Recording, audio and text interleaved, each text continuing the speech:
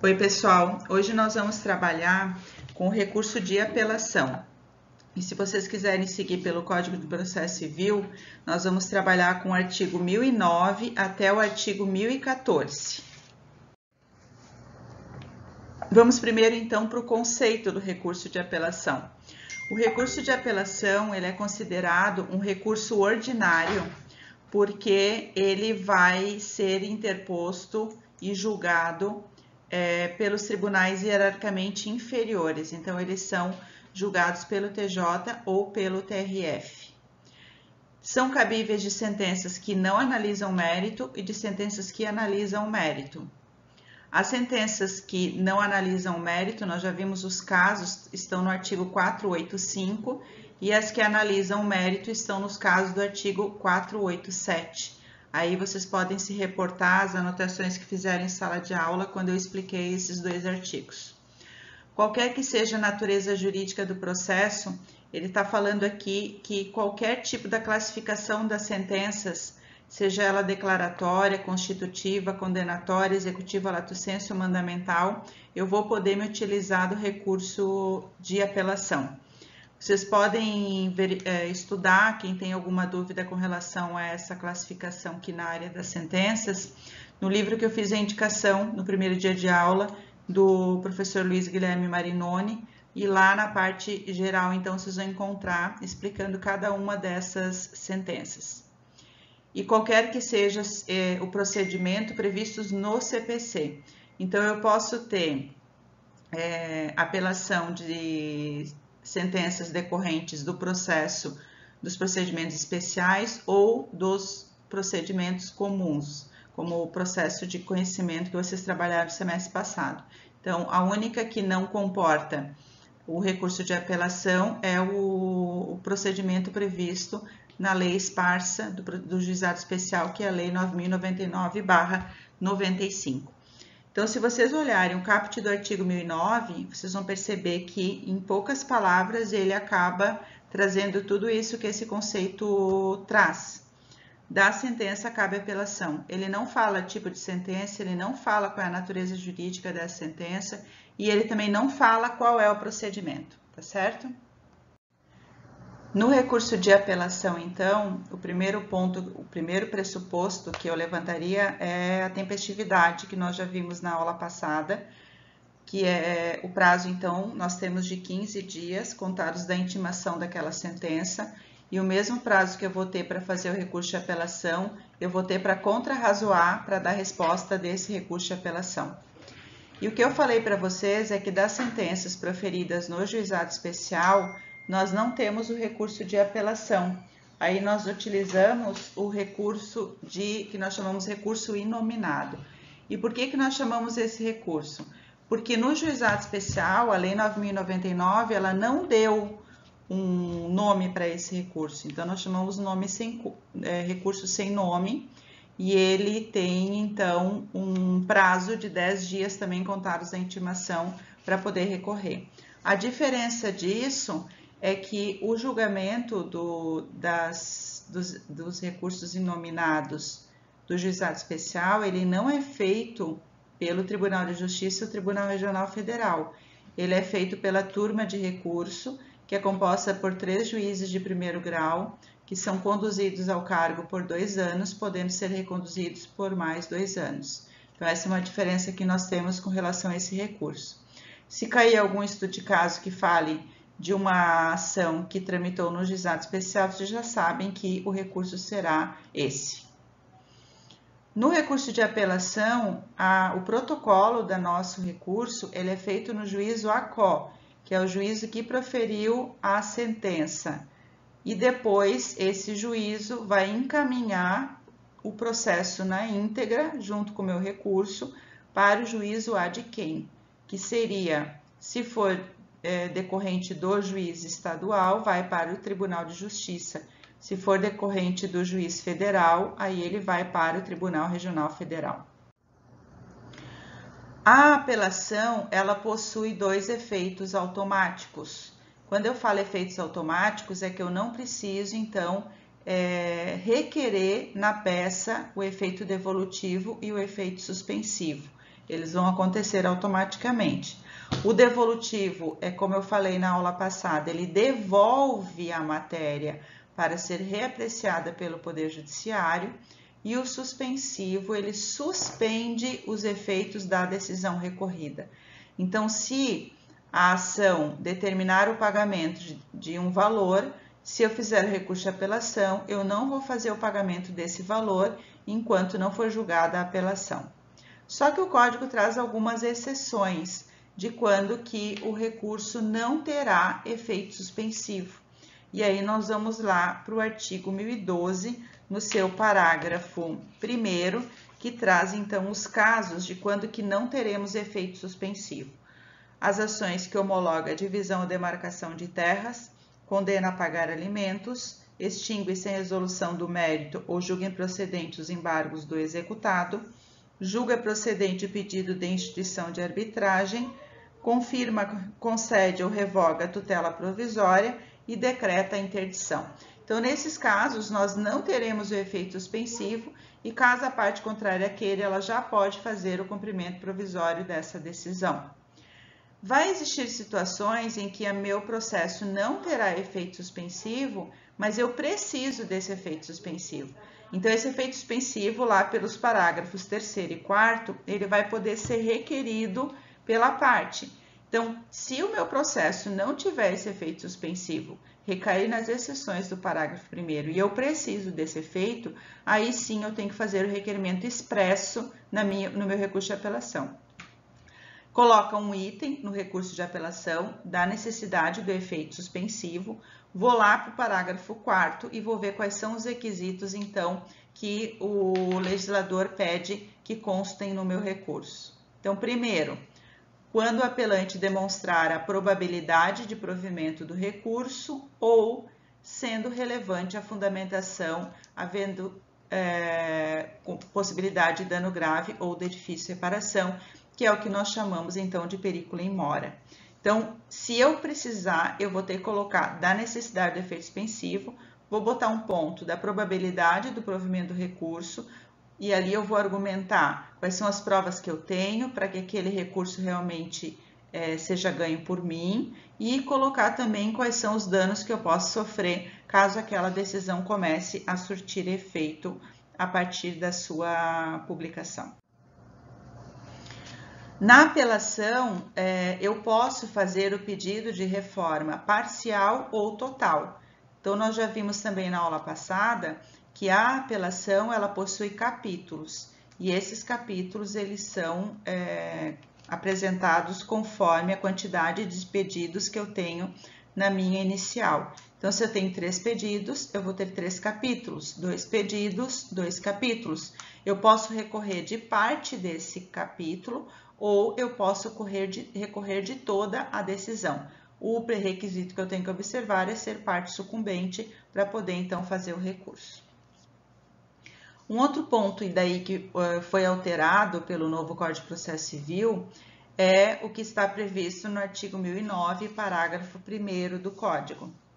As questões resolvidas na fase de conhecimento e que não comportem agravo devem ser suscitadas em preliminar de apelação ou nas contrarrazões. Aqui é a seguinte situação. Eu tenho uma decisão interlocutória proferida no curso do processo, nós já vimos o que é uma decisão interlocutória. Essa decisão interlocutória, o recurso cabível, a princípio, seria agravo de instrumento. Só que o novo código disse que para eu propor um agravo de instrumento, primeiro eu preciso observar o rol do artigo 1015 do Código de Processo Civil, que se vocês forem então lá verificar, o artigo 1015 ele traz 13 casos de quando que aquela decisão interlocutória não comporta o agravo de instrumento. Isso significa que se eu tiver uma decisão interlocutória que não está no rol do artigo 1015, eu vou ter que esperar até o final do processo e se eu perder, eu vou propor um recurso de apelação e vou escrever no início do recurso preliminar de apelação. E essa preliminar, então, eu vou pedir expressamente que seja analisada a decisão interlocutória contida a folhas tal e tal do processo.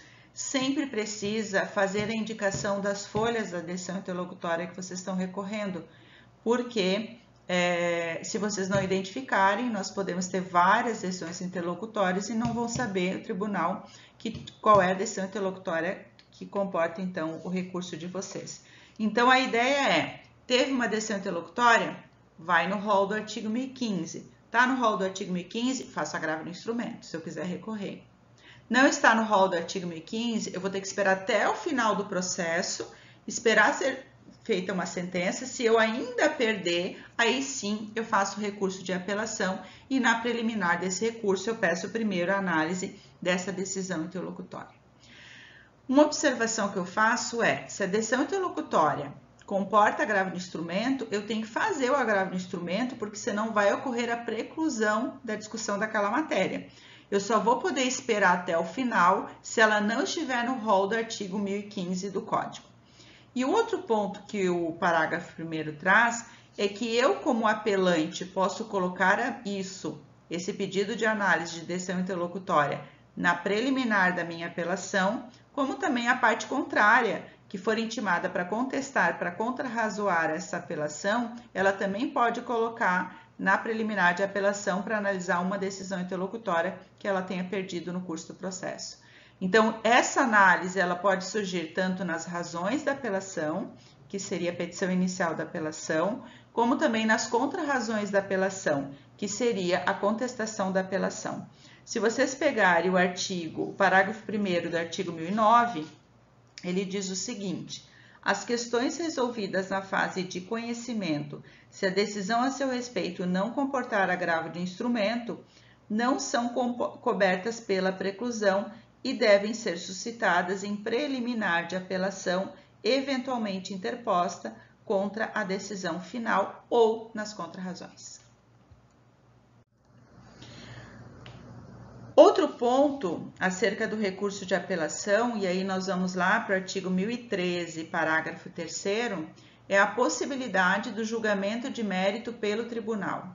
O que significa isso? Eu tenho uma decisão no juízo de primeiro grau onde não houve análise do mérito, ou eu tenho uma decisão no juízo de primeiro grau que foi decretada nula.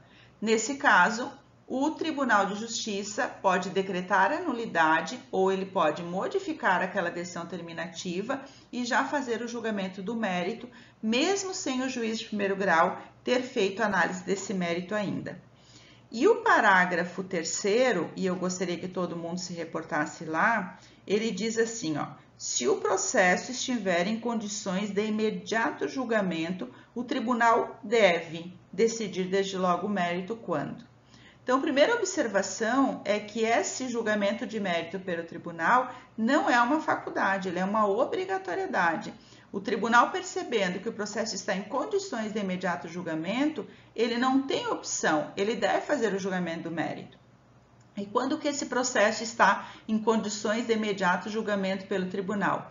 Quando esse processo não precisar mais de nenhuma instrução oral.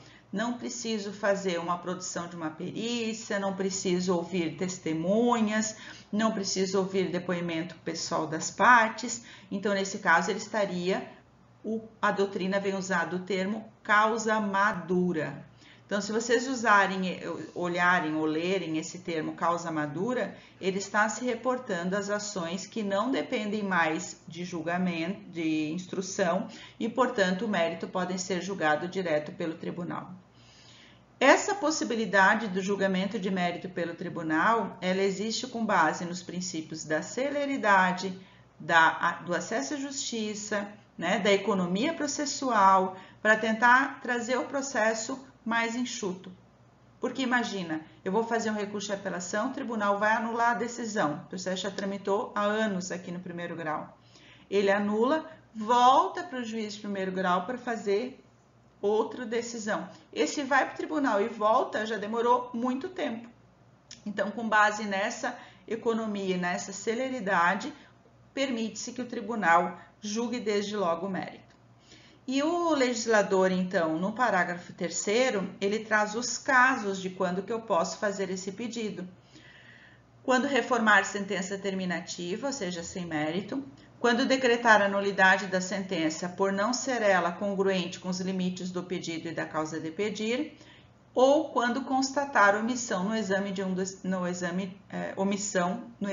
dos pedidos.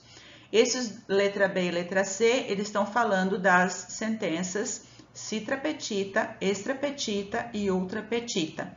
A citra petita é a que julga um pedido a menos, a extra petita é a que julga um pedido a mais, e a ultra petita é a que julga um valor a mais daquele constante da inicial. E, por fim, quando decretar a nulidade da sentença por falta de fundamentação. Em todos esses casos, se o processo estiver maduro, e vai estar maduro se não depender de instrução, nós podemos requerer que o tribunal faça desde logo o julgamento do mérito. O procedimento do recurso de apelação, então, num primeiro momento, a previsão nós podemos pegar no artigo 1010, o protocolo do recurso será feito no juízo de primeiro grau, o mesmo que proferiu a decisão recorrida. Esse juízo ele vai intimar o apelado para contrarrazoar em 15 dias, e esses 15 dias, então, começa a contar da intimação para ofertar essas contrarrazões. Se o apelado interpuser apelação adesiva, o apelante será intimado para ofertar as contrarrazões. Nós vamos ver mais para frente sobre o recurso adesivo, e se ele existir, a parte também tem que ser intimada para contrarrazoar esse recurso. Depois disso tudo prontinho, o nosso recurso de apelação junto com o processo, ele é enviado para o tribunal competente para o julgamento, independente do juízo de admissibilidade. Nós já vimos que esse juízo de admissibilidade é aquele que faz a análise dos pressupostos recursais. Então, não é o juízo de primeiro grau que vai analisar os pressupostos. Quem analisa os pressupostos é o tribunal. Então, chegando no tribunal, o meu recurso ele vai para um registro e uma distribuição feita pela secretaria. A secretaria do tribunal é como se fosse a distribuição ali do fórum. Depois, ele é remetido ao relator. Esse procedimento dentro do tribunal, a secretaria vai encaminhar o nosso recurso para uma Câmara de Direito Civil, que dentro do TJ-TRF nós teremos 3 julgadores nessa Câmara, e um desses julgadores vai ser o relator, e é esse relator que vai analisar a admissibilidade desse recurso. Ele poderá, então, decidi-lo monocraticamente nas hipóteses do 9333-5. Se não for o caso de decisão monocrática, elaborará seu voto para julgamento do recurso pelo órgão colegiado. Restituição dos autos à secretaria do colegiado com seu visto. Manda para a secretaria e a secretaria, então, vai marcar o dia da sessão do julgamento desse recurso. Essa data e hora da sessão do julgamento, ela tem que ser publicada no Diário da Justiça com pelo menos 48 horas de antecedência, para que o advogado possa se programar, caso queira participar dessa sessão do julgamento, ou até mesmo para fazer uma sustentação oral no dia do julgamento. No dia do julgamento, então, o relator fará a exposição da causa, ele vai ler ou ele vai falar simplesmente explicando o relatório, que é o que aconteceu no processo, o que teve na sentença, o que teve no recurso. Depois de ler o relatório, ele abre a possibilidade para os advogados fazerem a sustentação oral, o Ministério Público também. A sustentação oral ela é feita pelo prazo de até 15 minutos e a ordem é sempre fala o apelante, depois fala o apelado, sempre na ordem que nós temos no processo comum também. Primeiro fala o autor, depois fala o réu. Primeiro o depoimento pessoal do autor, depois o depoimento pessoal do réu, testemunhas do autor, testemunhas do réu. Isso é a ordem geral para vocês sempre saberem se tiverem alguma dúvida. O primeiro ato é do autor e o segundo ato sempre é do réu. E na fase recursal isso também não é diferente. Depois